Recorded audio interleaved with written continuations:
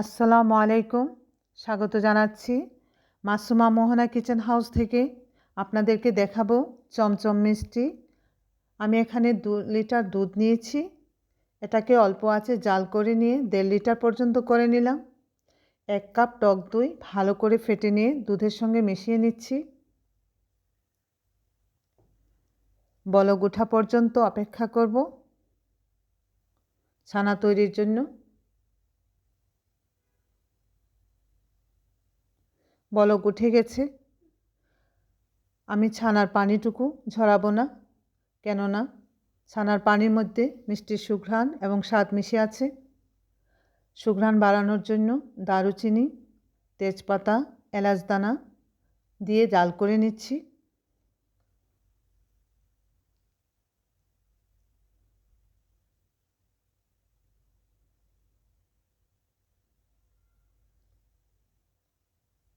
ছানার পানিটুকু একেবারে শুকিয়ে নিচ্ছি। অল্প আছে নেড়েচেড়ে ঝরঝরে করে নেব।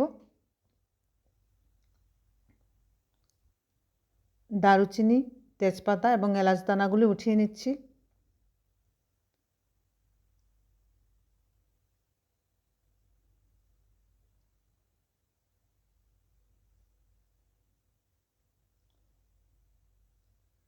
শিরা তৈরি করার জন্য প্রস্তুতি নিচ্ছি।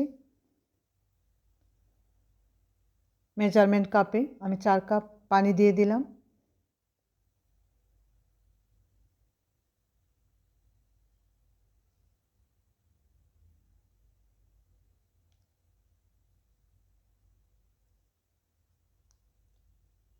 ঘ্রাণের জন্য দারুচিনি, এলাচি দিয়ে দিচ্ছি।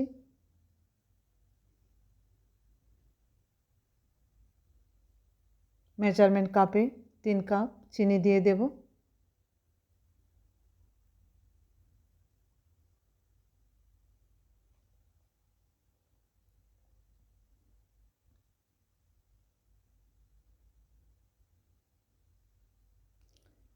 জাল করে নেওয়ার পর শিরার পানিটুকু যাতে 3 কাপই থাকে, এর জন্য 1 কাপ পানি বেশি দিলাম।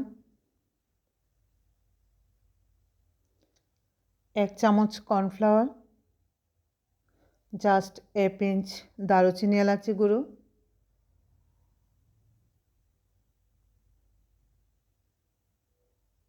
মাখিয়ে নেব।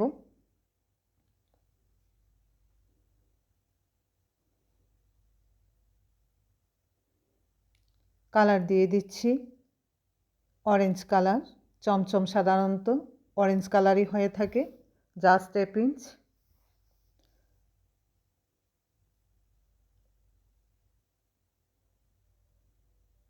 ভালো করে মিশিয়ে নিচ্ছি।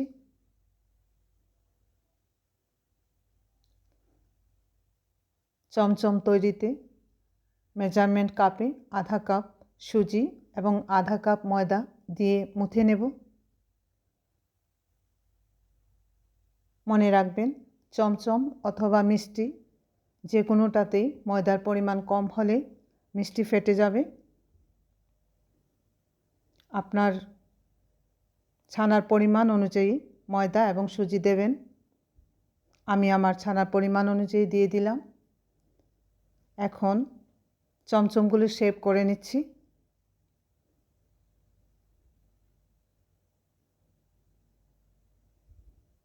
ঠিক এভাবে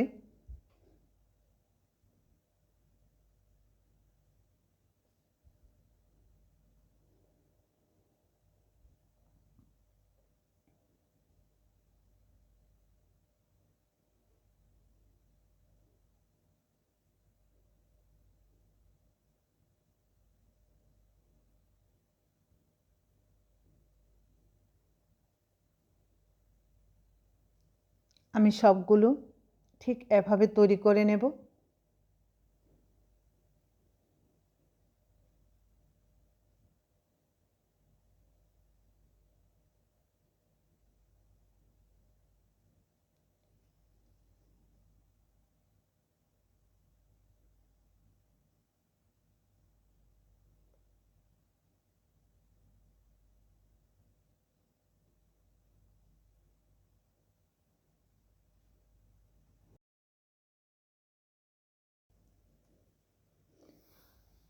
শিরাতে দারুচিনি এলাচির কালার চলে আসছে, আমি কোনো কালার দেইনি।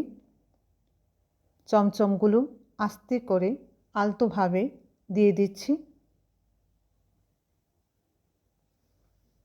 অল্প আছে, অল্প বলগে এটাকে সিদ্ধ করে নেব।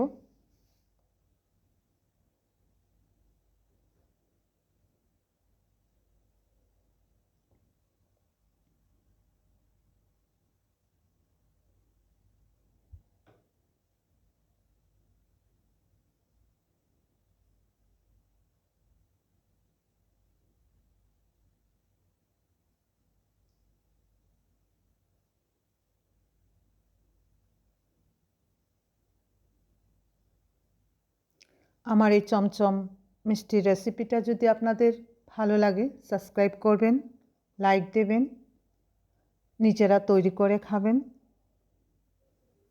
পরিবেশন করে দেখিয়ে দিলাম।